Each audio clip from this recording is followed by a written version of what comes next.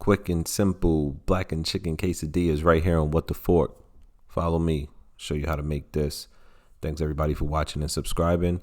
All right, so here we go. We have 2 chicken breasts and we're going to boil those in some water until they are done, about 20 minutes in chicken broth.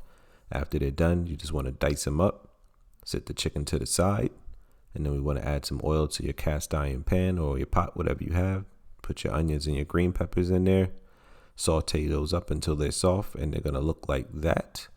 And then we're going to sprinkle some blackening seasoning on the chicken. And we're going to just toss that around and get that to cook in. Then we're going to add the green peppers and onions, mix it up so it looks like that. All right, then you're going to take your mixture and put it to the side. We're going to get ready to build a quesadilla. Throw a little butter in the pan, throw a tortilla, add your chicken, sprinkle some cheese of your choice. This is Colby Jack.